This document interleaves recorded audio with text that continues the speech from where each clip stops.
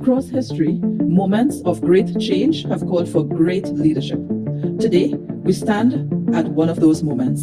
Generative AI is reshaping our economies, our societies, and our ways of life. And the Caribbean must lead with wisdom, courage, and vision. Over the years, we have been guided by giants. Our global ambassador, Professor Bob Garrett, Professor Mervyn King, Professor Charlotte Vallée, Nandi Mandela, and Professor John Elkington.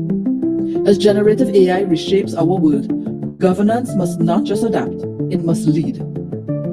We are thrilled to welcome Fatima Abu Salem of the University of Beirut, our keynote speaker, as we feature a week of powerful conversations, fresh ideas, and collective action. Over 5 days, more than 50 Caribbean leaders will join forces to adapt, to change, and to shape it. To build governance that is ethical, resilient, and deeply human. We thank our sponsors for standing with us on this journey. Governance Week 2025, Governance in the Age of Generative AI. Hello and welcome to Governance Live here with us at the Caribbean Corporate Governance Institute. I'm Kamla Rampersad Silva, and we are so happy to be doing this series, which leads up to Governance Week. This year, Governance Week 2025, as you heard in the video, our theme, Governance in the Age of Generative AI, an area that is constantly evolving and would certainly change our world. Therefore, understanding the way this is evolving, how it will impact our organizations. We have over 50 speakers from around the Caribbean region who will be sharing their perspectives. Before we go to our guest for today's Governance Live, I'd just like to say a very special thank you to the sponsors of Governance Week 2025. Starting with our platinum sponsor, again, we say a very sincere thank you to Massey Holdings, returning as our second time our platinum sponsor, and we are very appreciative of Massey's support over the years. We have 2 silver sponsors this year. First, Citizens Bank from Trinidad and Tobago, which had been the foundation sponsor for CCGI years ago. And we welcome Trident Trust from the British Virgin Islands. This is the second time that Trident Trust is sponsoring Governance Week, and we are very appreciative of their support as well. We have 6 bronze sponsors this year, of whom 5 are from Trinidad and Tobago. We say a very sincere thank you to Angostura Holdings, a very strong supporter of CCGI, to Republic Bank, which has been a supporter of CCGI's Governance Week since inception as well, and PwC Trinidad and Tobago, very closely linked here with us at CCGI. We also thank 2 first-time sponsors for Governance Week, B-Mobile from Trinidad and Tobago, and Info Systems, which of course provides our links services in Trinidad and Tobago and had been one of our sponsors when we brought Nandi Mandela to the Caribbean. And a repeat sponsor from Belize. We thank our friends at G.A. Rowe and Sons for once again returning as a bronze sponsor, showing their deep commitment to us at CCGI and support for Governance Week, our signature event here. So, as those of you know, the last 2 weeks we have been doing daily interviews with very special guests, all of whom are speakers or panelists for Governance Week 2025. Today, our guest needs no introduction to the CCGI community. Let us welcome Nigel Romano. Nigel is our chairman, has been for the last few years, certainly for all the years that I've been CEO. I'm so deeply appreciative of his support and guidance over the years. So Nigel, welcome to Governance Live. Thank you very much. It's good to be here. Great. So today, Nigel, I wanted to have a very wide-ranging discussion with you about governance. And that is because as we have traversed this part of the region over the last few weeks with the trade mission led by the TTMA, and as I didn't mention earlier, but we are currently here in Suriname We had come to Suriname initially for the trade mission with TTMA and are now here for the Suriname Energy Conference. We see such huge differences in the culture of people. In fact, one of the most remarkable things I told people as I met them in Suriname, you cannot differentiate us Caribbean people if you see us in Jamaica, Guyana, Trinidad and Tobago, Suriname. We look the same. Yet our cultures are so very different. And when we talk about governance, culture is one of those major things that embeds the quality of what you do. So if you don't mind, Nigel, I want to ask you to talk to us a little bit about something that I know is close to your heart, and that is Stoicism. How does Stoicism help someone in developing the quality behavior that drives the kind of cultures that we want to see in organizations? Very, very interesting question. Well, I'm a student of Stoicism. I try to be a Stoic. I don't know how well I succeed. But I think the ethos behind Stoicism is to be grounded, to be calm, and to be deliberative. Um, and in particular, not to rush to judgment. And I always go back to the Stephen Covey's Seven Habits: seek first to understand instead, and to really default to listening first, and to listening to gain understanding as opposed to formulating a response. Because a lot of people listen, but they don't listen to understand. While they're supposedly listening, they're really formulating a response to defend their positions. So for me, it is important to stop, to listen, and to lead with questions as opposed to rebuttals. And I think that helps to increase understanding and therefore get the various stakeholders on the same page as it relates to whatever purpose is or objective is trying to be achieved. So for me, that is critical. So I like that. I like those three words you use in particular: to be grounded, calm, and deliberate. Mhm, And I think that does set a strong foundation for principles that we are all very uh, aware of, as you say. mhm, This is what Stephen Covey, mentioned in his bestseller, trying to understand the other person's position mhm, for responding.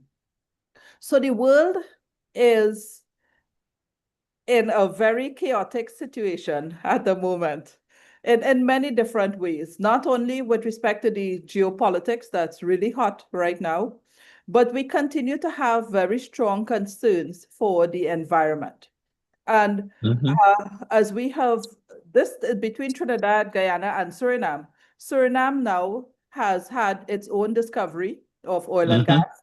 They expect this economy to begin to boom in the next 5 years or so. I was having this conversation with someone from Statsoli about they were discussing the strategies that they may want to employ moving forward.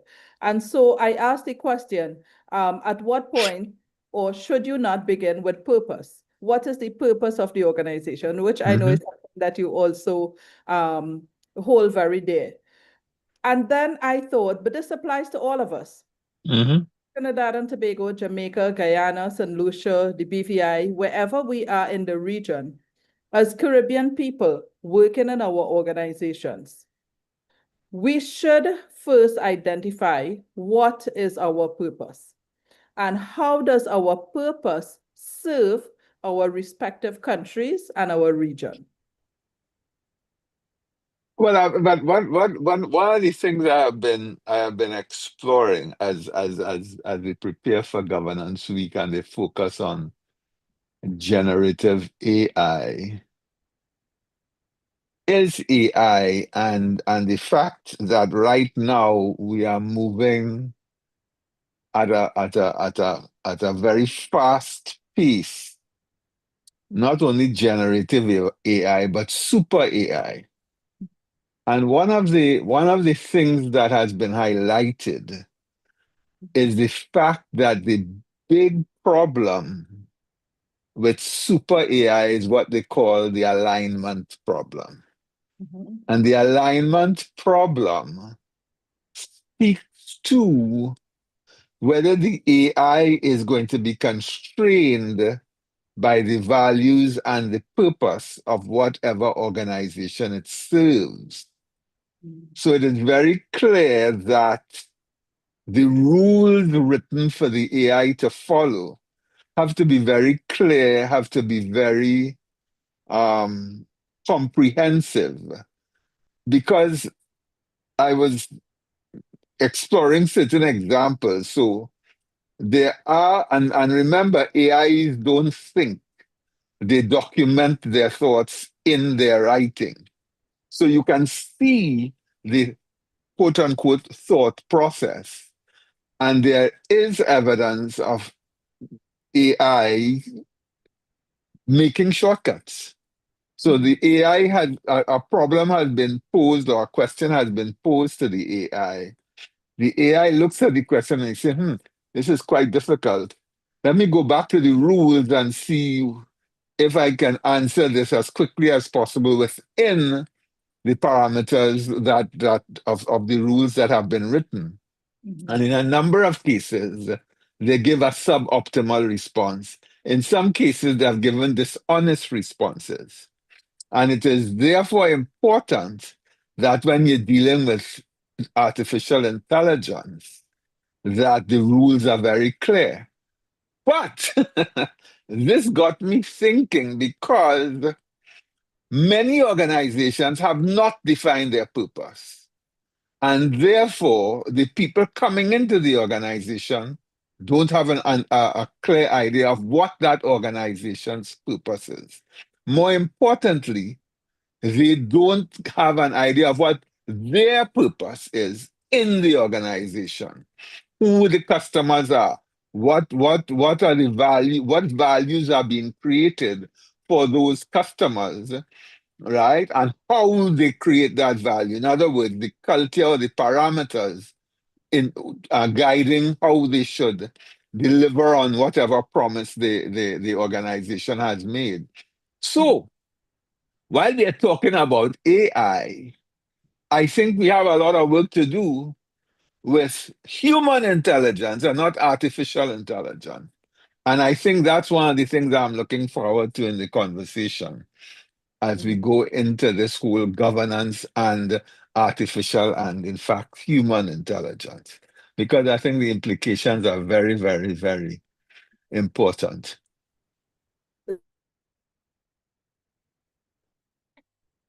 We know that there are always bad actors in the world, Mhm, and there are people with bad intentions who then would more than likely give the AI instructions that would not augur well for the well-being of people, whether it's in terms of our business lives or even community. We are seeing the impact on the environment.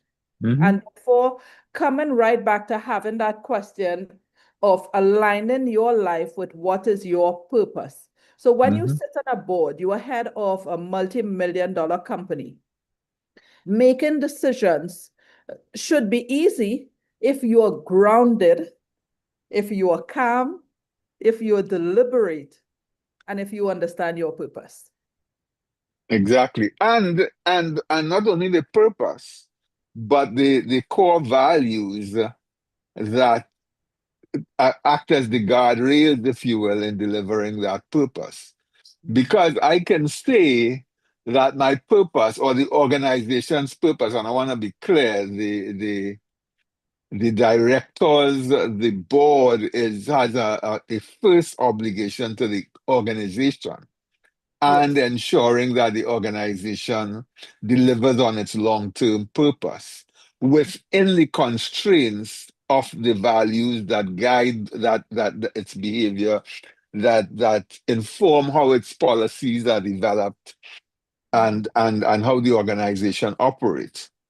So honesty, transparency, integrity, walking your talk, principle-based, um, how you operate based on very clear principles, so that Yes. it's very clear to anybody that this organization creates value, and every time you talk about value creation, you have two questions to answer: of value to whom and for what. So the organization has to be very clear about who it creates value for, how it creates that value within the constraints of the principles that guide behavior. Mhm. So Right. very, So very important. good. And I want to extend a little bit of what you said. So as a director, your your first responsibility and duty is to the business, the long-term well-being of the business. But Hmm. then if we look at the context of how well is the country governed, how well are the resources cultivated, because Hmm. that is what supports the continued feasibility of the organization long term. And so our challenge at CCGI is being able to engage directors and senior managers in this level of discussion as well, tying their purpose to how they do what they do for their organization and how Hmm. that impacts the country and its resources, and so the long-term well-being of everyone. Exactly. And with the clear understanding that resources are limited. Yes. We have limited resources, and therefore we have to uh, develop strategy, develop policy that makes the most efficient use of those resources. So, for example, I can say, well, the AI is doing great work. I don't need all these people. All right, I will let the AI become more efficient and more effective and deliver on the organization's purpose more efficiently and effectively. But again, one has to balance that against whatever social goals that you have in the environment, and therefore, how do you take care of those who are unable to work? Do you have some sort of universal basic income? Again, one has to engage with the organization, with the society, with the nonprofit sector and that kind of stuff to arrive at a solution that works and works well, and with the clear understanding that, again, your loyalty is to the organization, not to the people who appointed you. Very, Mhm. very clear. You have to be very clear about that. But again, very transparent and very open. Yeah. So I want to come back to that word you use, guardrails. Uh, Hmm. and as much as that is one of the biggest challenge with us in managing the development of AI, because the speed at which it's developing makes it difficult to know how to put those guardrails in place for organizations now. I think our conversation should also mention that possibly we need guardrails for human beings and their Hmm. behaviors. This is what has to help reduce white collar crime, because it is people who give the instructions. It is people who will give the prompts to the AI and so. And and as much as I talk about the fact that there are always bad actors, the truth is all human beings are capable. Mhm. even those who feel that they're very grounded in their principles. So, how do we build an organization in which transparency can serve as one of those important guardrails to managing behavior? Well, again, it goes back to policies and procedures and processes. And for me, it is important that you measure and you report on whatever is going on. You have to make sure you're measuring the right things, whether it's the leading indicators, whether it's the voice of the customer or the voice of the employee or the voice of the communities that you serve. But you do it very transparently, very openly, and you report on what you have done. You're not just so you can. The bad actors will most probably not want to report, and that's where you have to shine the bright light and say, "Hey, you said this is your purpose. This is the impact. This what you contemplated, and are you not concerned about the deleterious impacts that your actions could have?" So, in an environmental situation, are you comfortable polluting the environment and making money for your who is going to clean up after you? Have you thought about that? In other words, the unintended consequences, or maybe intended, you have to be very clear about that. And people have to understand that this is what we are doing, but these are the impacts. And therefore, these are the unintended consequences, the risk, if you will, that need to be managed. I think Professor Garrett always talks about the uncertainties and managing the uncertainties and being clear about the uncertainties that could happen. And you want to ensure that those are minimized and considered in any decision making, in any formulation of strategy. Yes, and as you mentioned, Professor Garrett, he also had developed this model of the learning board. Hmm. And so ensuring that directors are always open to understanding new impact, uh, Hmm. and finding different ways to ensure that they are accountable, I think is what we can really aspire most to achieve with directors and with governance in the region. Hmm. Again, and as you mentioned that, the importance of having diversity on the board, whether it's gender, whether it's professional, whether it's geographic, but having diverse thoughts, but diverse experience to inform the board. You don't want a situation where the board is dominated by a chairman or a very active director. You want diversity. And that's why I always say that as a chairman or a lead executive, you want a farm for dissent and mind for conflict. You want it on the table, you want it debated, you want it discussed. So it is very important that you get real, heated, engaged debate, always focused on delivering value for the organization and for its constituents. Very, very important. Yes. So, and what that does and having that diversity on the board is it reinforces as well the values and principles that you hold by encouraging the communication and also possibly the range of perspectives to help ensure that there is a focus on long-term value for the Mhm. organization. Long-term value creation. That's the objective. Not short-term, not expedient, but long-term sustainable value creation. Very, very important. Yes. So we have just 5 more minutes to this interview. So I want to come back to where we started, Nigel.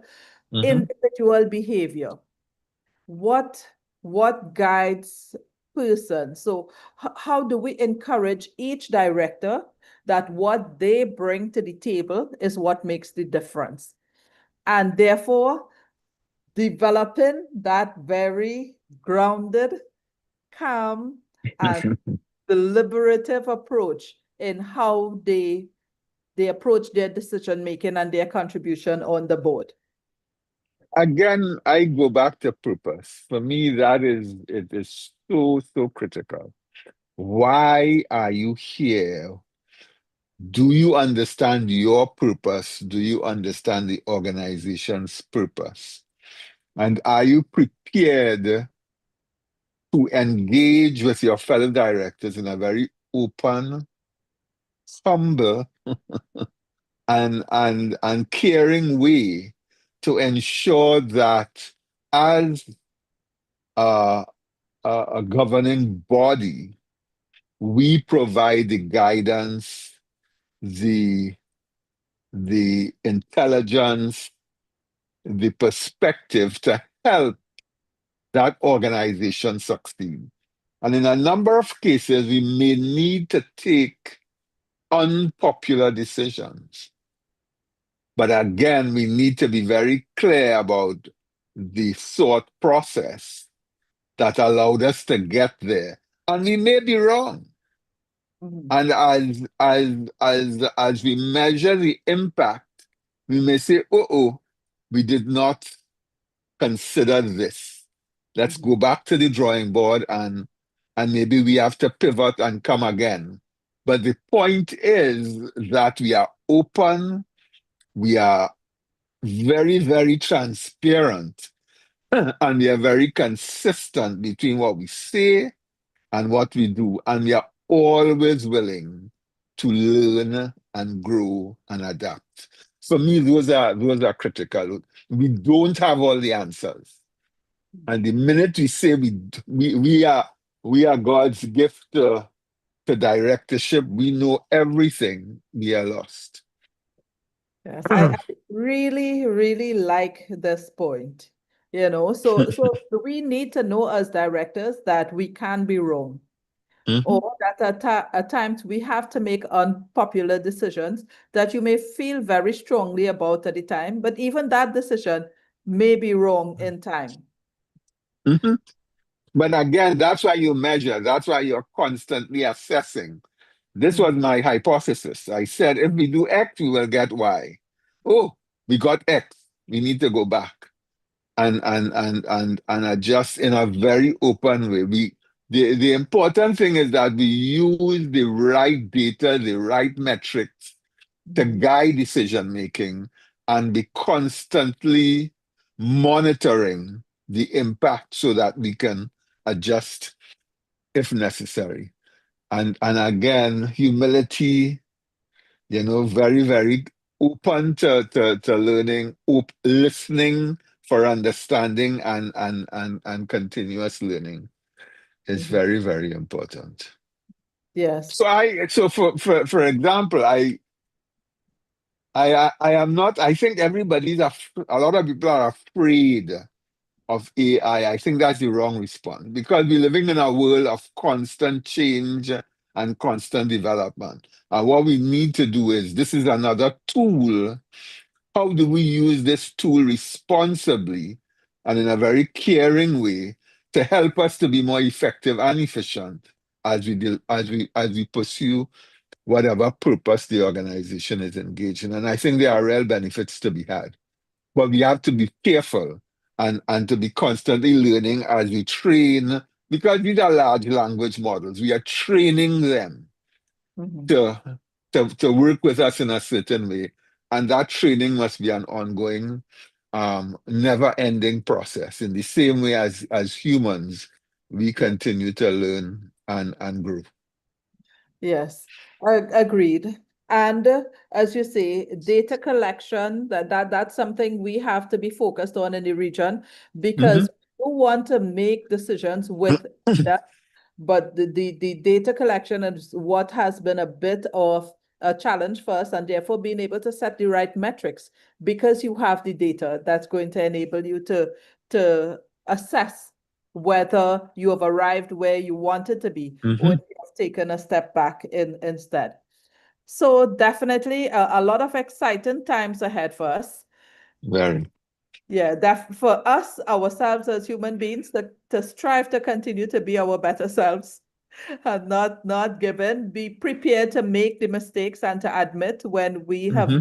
done and wanting to fix it, being Mm-hmm. humble enough to admit, to fix and to maintain that humility at highest levels. I think that's usually the challenge. When you arrive in the boardroom and you sit there and you have to make these decisions that's going to affect people's lives. Mm-hmm. Not immediately, but 5, 10 years from now, you have to have the foresight and the willingness to be able to review and and correct yourself and say, no, Mm-hmm. maybe this is not where we want to go. No, no, exactly. And again, the biggest for me, the biggest enemy is that hubris, that prideful arrogance that says, I have all the answers and you don't know, you're too stupid, stop talking kind of stuff. Yes. Wrong approach, wrong approach. And again, making sure that when we bring people into the organization, we bring people who understand our purpose, our values, and are aligned with those values. And the minute that you find that somebody is not aligned, you have to work to align them or get them out of your organization because you don't want that dissonance.